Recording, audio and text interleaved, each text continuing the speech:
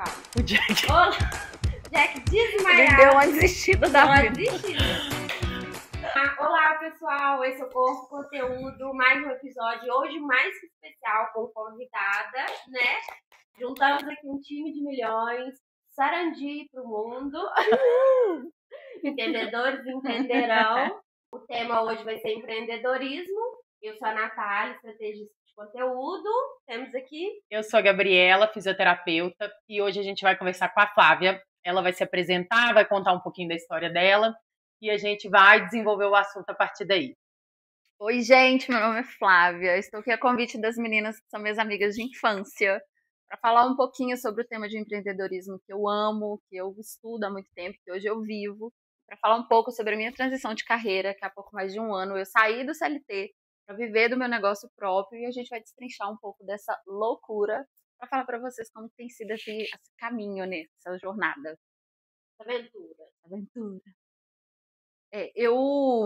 Desde o meu primeiro emprego, eu sempre tive a honra de trabalhar em empresas muito boas. Eu fui muito sortuda nisso, assim, realmente foi um privilégio. Com meus 18 anos, eu já entrei numa empresa muito boa, que é a Siemens, que é uma multinacional, né, enorme. E eu já fui meio que direcionada para uma carreira. Eu sou formada em economia e logo depois eu me especializei em gerenciamento de projetos.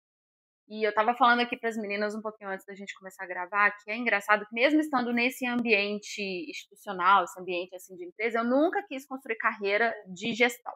Eu nunca quis, por exemplo, ser uma diretora de empresa. Isso nunca foi algo que eu queria, que eu almejava, assim. Eu sempre quis, claro, fazer meu trabalho bem feito, eu sempre fui muito estudiosa.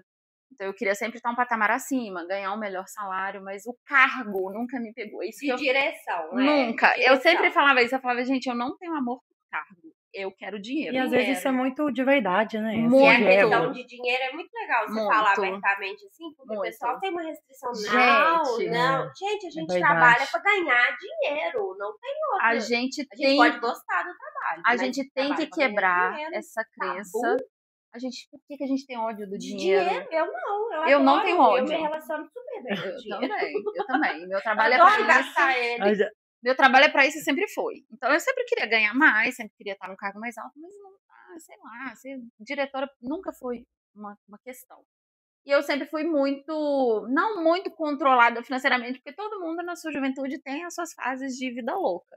Mas, por E exemplo... você já começou a ganhar bem, né?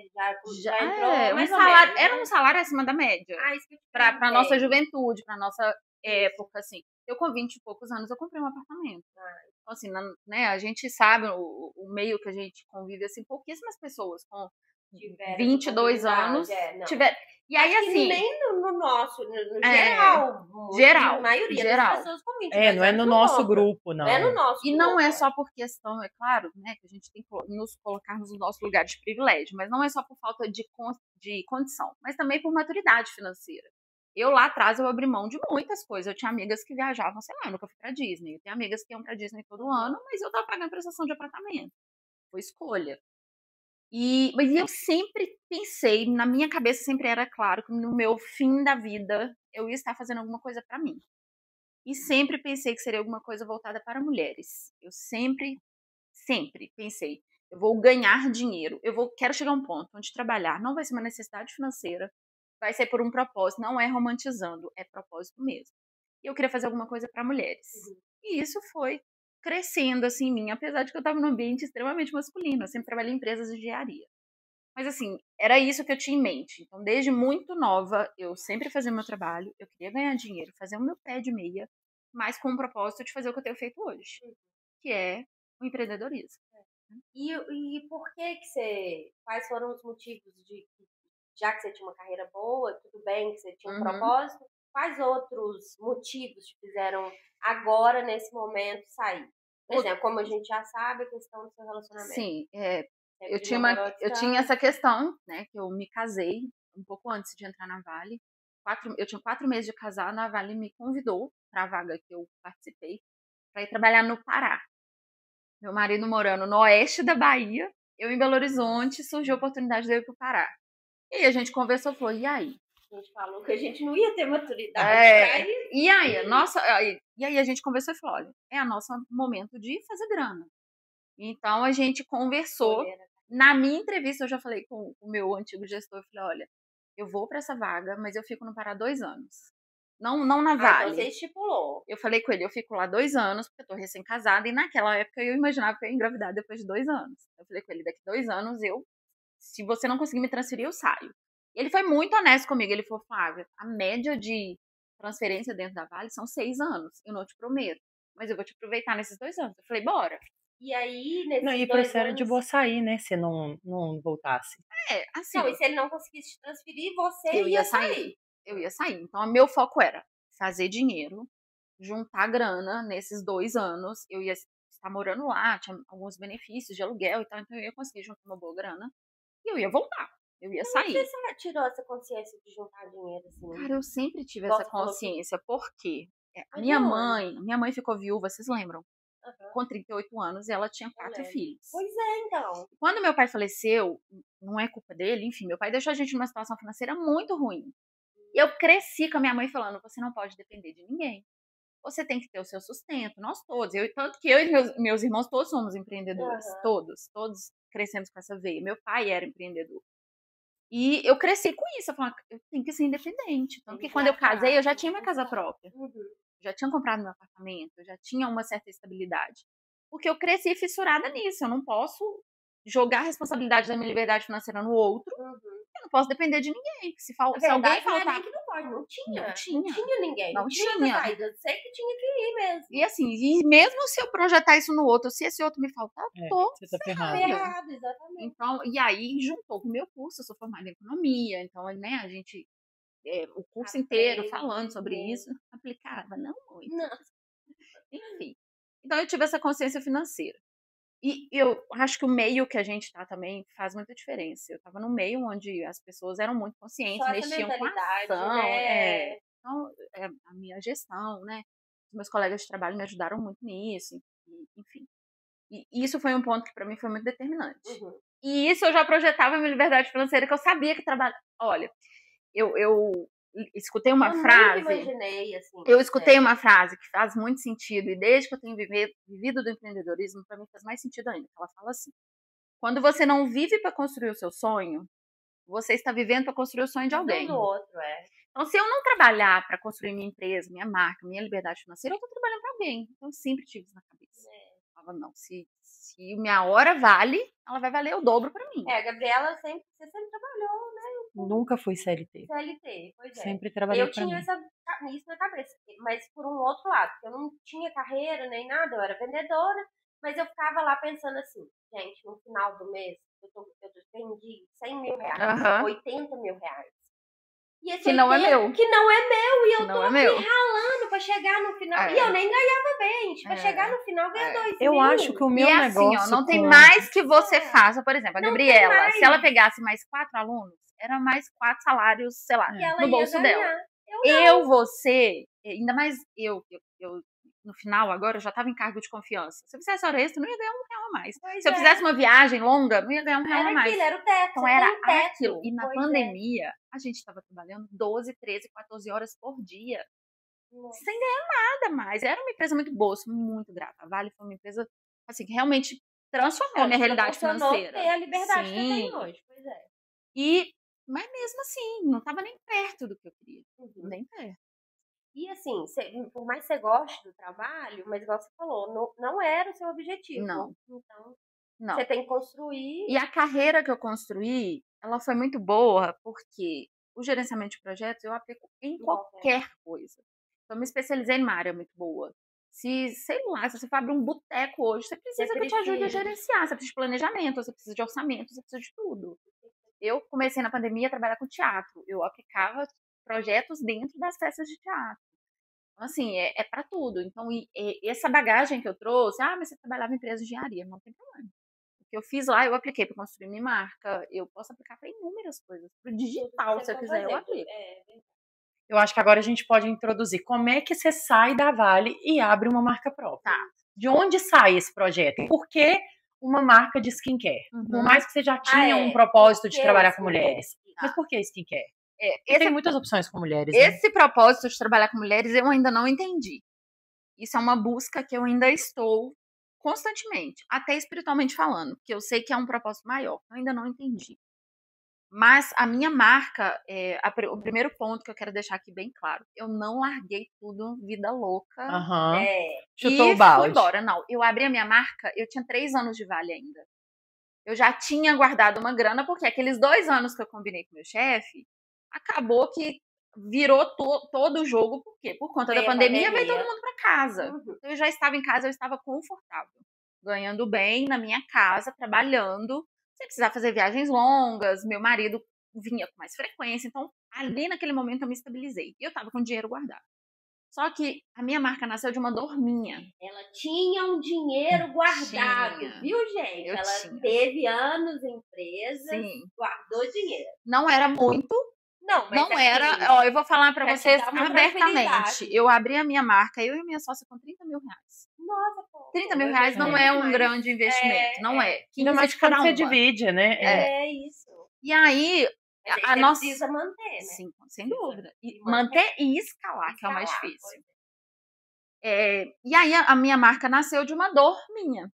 Eu tinha a pele extremamente acneica, não sei se vocês lembram. Eu lembro. Eu tinha a pele muito acneica. E como eu sempre trabalhei desde muito jovem, eu saía de casa maquiada às 5 horas da manhã, eu ia pra faculdade, chegava em casa meia-noite, morta de cansada. Eu não cuidava da minha pele, eu dormia maquiada e ia piorando, dava tempo. Entre comer um miojo, dormir 5 minutos a mais e lavar a pele, eu ia dormir. Eu queria só abrir um parênteses, como que hoje em dia é muito difícil essa rotina. A geração que veio depois de nós não tem essa rotina. Não tem. De acordar 5 horas da manhã, chegar em casa meia-noite. E como que isso ajuda na nossa consciência de ir buscar as coisas. Eu acho que na resiliência ajuda muito. Na resiliência de acordar no outro dia e ir de novo. Eu tenho uma amiga que ela falou comigo, ela tá com uma filha de 16 anos, e ela falou comigo, ela entra em trabalho e sai de trabalho porque ela não consegue, a rotina ela não dá conta. Mas eu acho, a nossa geração, depois da nossa, mas, por exemplo, a do Matheus, eu não acho que ninguém é geração do Matheus. Mas a do Matheus, mas querem entrar no outro ponto? Podemos. Eu tô numa vibe muito de estudar. Já é dito, tem um site que chama WGSN, que ele é um site, não sei se vocês conhecem, ele é um site que ele dita todas as tendências mundiais para os próximos 2 ou 3 anos. Eu assinei o WGSN e eu recebo os dailies deles e tudo mais. Eles já falaram que muito perto, para tipo, um universo de 10 anos, não vai ter mão de obra. Não vai mão de obra convencional, sei lá, gente, pedreiro, eletricista. Vai chegar um momento que a gente vai começar a trazer gente de fora. Vamos mesmo, trazer mão de obra, sei lá, de países mais necessitados, assim, sabe? Não é um movimento, enfim, que eu gosto, até para trazer as pessoas para fazer subemprego. É como se fosse o nosso sonho americano. A gente vai para Estados Unidos para subempregos. Sim, mas enfim. Essa geração que a gente tá não vai querer fazer o trabalho que a gente fazia.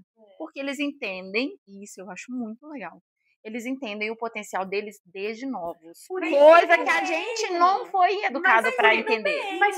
Mas eu vejo muita gente criticando. Eu não critico.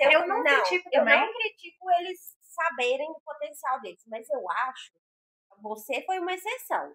Eu acho que eles perderam a noção de que a gente começa de baixo. A gente começa de um carro pequeno. E aí tá todo mundo querendo já começar ganhando 10 mil num cargo alto. Mas são as referências que eles têm. Quais eram as nossas referências da nossa... Mas quais eram... Quais nossas referências era que a pessoa trabalhava pra ganhar 500 reais por mês? Não, e mais, gente. Eu queria sair de casa. Hoje em dia as pessoas com 40 anos estão dentro da casa. E mais, eu comprei o meu imóvel com 20 anos, por quê? Porque eu vi meus pais fazendo isso com 60. Então eu queria estar à frente dos meus pais. A referência dos meus pais era: você precisa de um emprego estável. Qual é a referência dos meninos hoje? São os influenciadores e youtubers que ganham 10 mil com post, sim.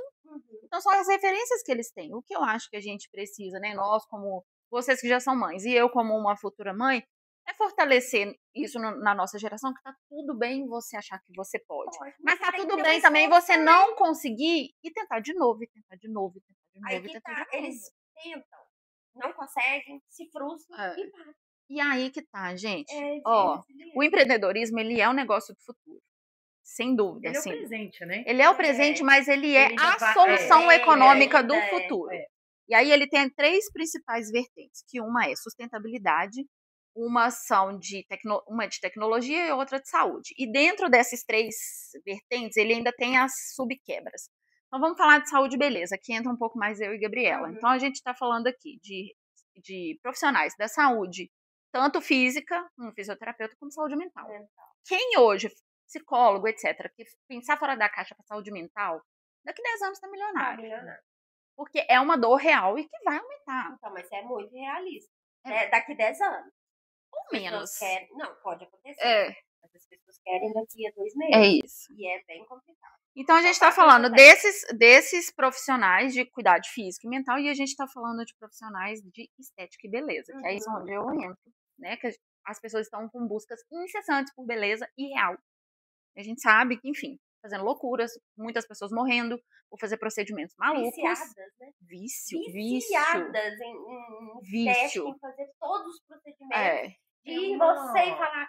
Eu já trabalhei com clínica de estética, da mulher chegar e falar assim, o que tem de novo? Não sabe nem o que precisa mudar. Não tem nada. Então eu vou fazer mais um negócio daquele. É uma loucura, né? E fazer essa área sua com consciência, né? E pra pessoa, acho que é uma coisa legal. Eu tô muito confortável no que tem de tendência pro mercado e por isso que eu acredito muito na minha marca, porque hoje a gente está trabalhando os excessos. Skincare coreano com 10 passos, um monte de procedimento, etc.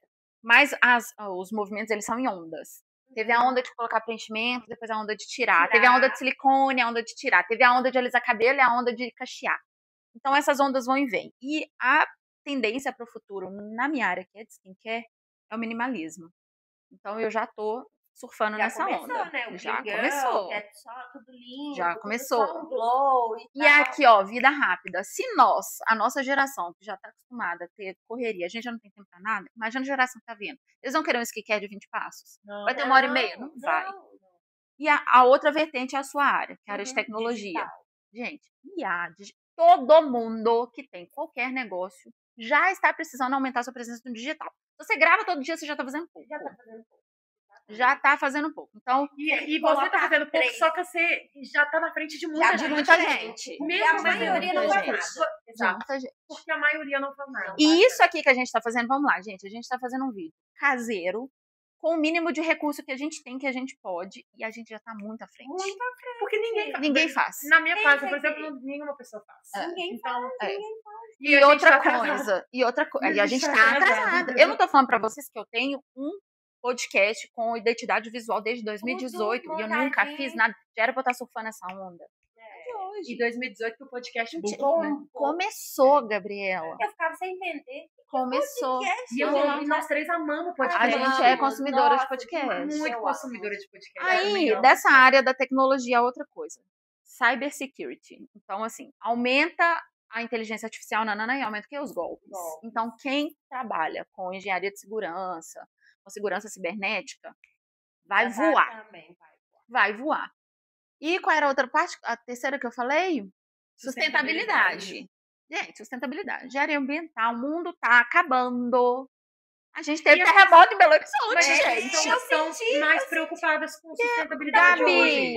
Gabi, mais ou menos. A outra geração depois, a gente não muito, porque a gente tá muito focado em fazer. Mas eu acho que a geração do Matheus, da Noah, tanto que o consumo de bebida diminuiu, porque eles estão mais ligados em saúde. Eles são mais ligados eu acho que tá mais gente, eu não sei. Você vê essas empresas, por exemplo, esse negócio do McDonald's tirar o canudo, por exemplo. Quando você pensou isso? Mas eu acho que foram atitudes tardias. Eu acho que o estrago realmente já tá feito. Não, isso aí é incontestável. E eu acho que agora vai ser só medida de contenção.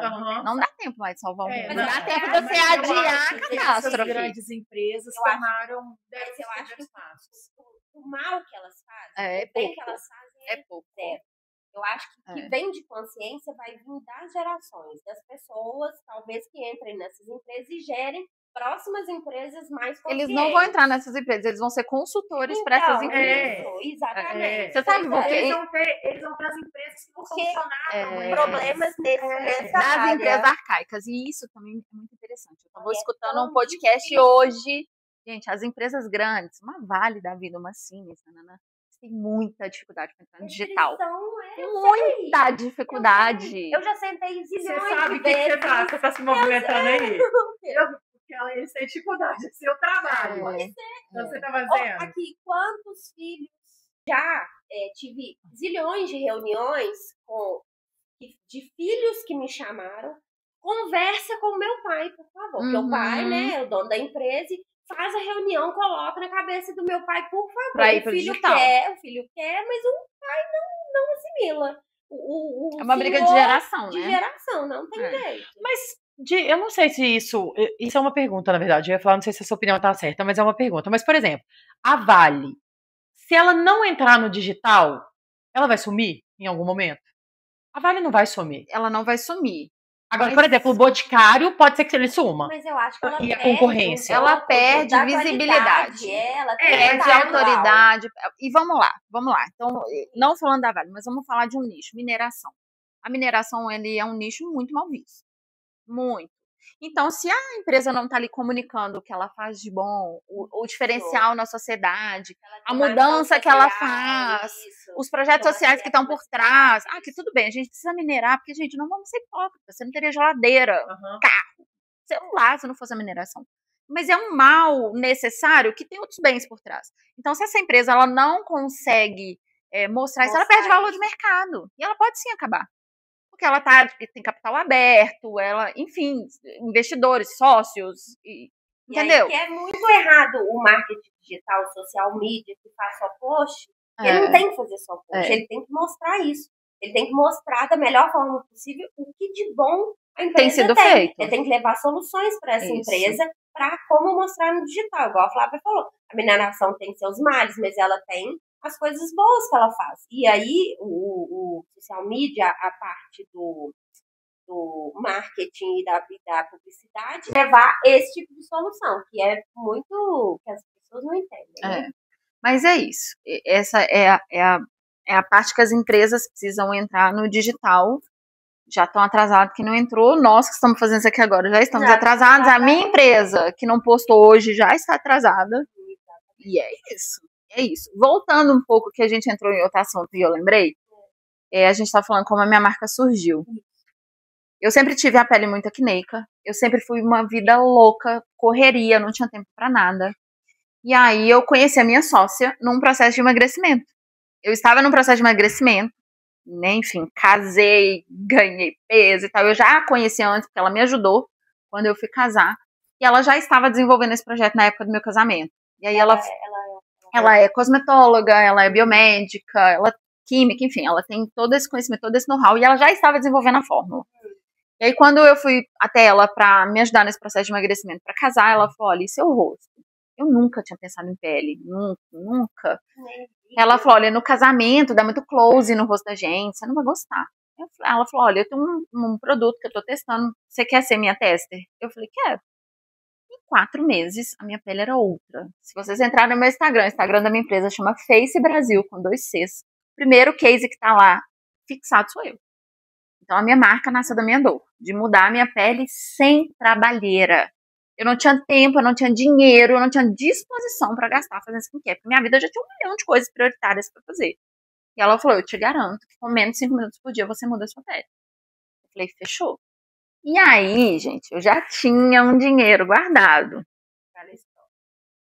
Só que em 2019, quando a gente começou a mexer na marca, final de 2019, eu casei em agosto. Ela me apresentou, então eu fiz esse tratamento até dezembro, minha pele realmente mudou. Quando a gente foi para começar a movimentar a pandemia. Só que a gente foi... Não, mas aí você pulou. Aí ela te convidou para ser sócia dela? Não, aí ela fez o teste do produto em mim. E ela falou... Ela fez os testes na minha pele. E até então a gente ainda não tinha combinado de ser sócias, nem nada disso. Eu tava fazendo o tratamento com cliente, pra casar. E aí logo depois ela me... E ela também tava testando, né? Era uma ideia. Literalmente fase de teste. Porque a criação de produto, ela tem essa esteira também. Você cria um produto, você faz todos os testes de Anvisa e ele tem um período que ele chama de período de prateleira, que é onde você deixa o produto ali, dependendo do produto. O nosso, por exemplo, eram 3 meses. Para ver se ele vai desestabilizar, se ele vai mudar cheiro, textura, cor. Então são esses testes além dos testes da Anvisa. Só que os testes da Anvisa, a gente caiu bem na época da pandemia. E aí, teste que ia durar 3 meses, levaram 9 meses para serem feitos. Só que o que foi bom é que eu e a Fernanda, a gente foi muito disruptivo, assim. A gente continuou o projeto mesmo na pandemia. Mesmo sem saber o que ia ser, se ia durar 15 dias ou 2 anos, igual foi, a gente continuou. E a gente conseguiu lançar a marca em 2022. Então, a gente insistiu e continuou. Isso foi muito bom, foi bem legal. E teve uma mudança, né, de consumir, e as pessoas já entenderam que tinha que ficar em casa. Sim. Então elas pegaram gosto pelo pegaram gosto, inclusive, pelo skincare. Pelo skincare, exatamente. O ambiente de consumo, né, o costume de consumo das pessoas mudou muito, porque a pessoa entendeu que ela podia fazer tudo dentro de casa. Absolutamente tudo. E ela tinha que se cuidar dentro de casa. E como a pessoa ficava dentro de casa, a gente fala que é o do it yourself, né? Você teve que aprender a fazer tudo. Então, se você não pintava cabelo, você teve que aprender a pintar cabelo. Se você não fazia o cabelo do pessoal lá em casa. E aí, o skincare veio com tudo. Porque você ficava em casa de pijamão. Então, a moda, hora, né? A moda era aquela assim, tô trabalhando de pijama, com um pad no olho, com uma máscara e tal. Isso virou até uma tendência, assim, né? Que era o Comfort Life. Então, isso foi muito bom pra gente. Foi quando a gente lançou a nossa marca e até hoje, graças a Deus, tem dado muito certo. Mas o que a gente, né, tava falando aqui, o que eu dou de dica para qualquer pessoa que queira começar um negócio, primeira coisa, é não sair do CLT assim a qualquer custo, é realmente se programar financeira e principalmente emocionalmente, que é uma carga muito pesada. Você tem que escolher investir tempo, dinheiro e sua vida, porque geralmente é um projeto de vida, uma coisa que você ama muito, muito, porque dá muito trabalho. Se você não estiver muito empenhado e for uma coisa que você realmente acredita, você desiste. É muito fácil desistir. E a gente vê isso assim, sei lá, 50%, mais, né? Não, a média de empresas que abrem por 2 anos é mais de 90%. Aí, então. Abre-se muita empresa, mas fecha-se muita empresa em tempo recorde. Por motivos diversos, enfim. E então, essa é a primeira dica, se planejar. Pegar esse tempo de planejamento e entender também que você não vai virar. São raros os casos que você vira um negócio com um ano. Mas você tem que colocar um tempo de vida aí do seu negócio pra você entender que você não vai colocar um dinheiro hoje, mas vai ter retorno. Você tem que saber qual é o seu tempo de retorno do dinheiro, quando vai começar a dar lucro, quanto você quer de lucro, quanto que é uma retirada legal. Porque, por exemplo, eu trabalhando na Vale, tinha um salário de 2 dígitos. Eu não tiro isso na Face ainda, mas eu sei que eu vou. Então você tem que ter isso muito bem planejado, porque senão você pira e você simplesmente mata, acaba com o negócio. Mas uma dica é que eu falo que tem uma tríadezinha, né? Que é você se manter em movimento, você ter constância e você ter uma boa ambiência. Ambiência por quê? Se você é da área da saúde, você vai ter muito mais autoridade, construir essa autoridade com a sua audiência, se você conviver e palestrar e participar de negócios envolvendo a área da saúde. Você falou, né? Você falou. E pra gente, participa de tudo. Amanhã eu tenho aula de 8 às 18, que é uma universidade da beleza, só para negócios. É um programa de aceleração de marcas só para empreendedores e empresários da área da beleza.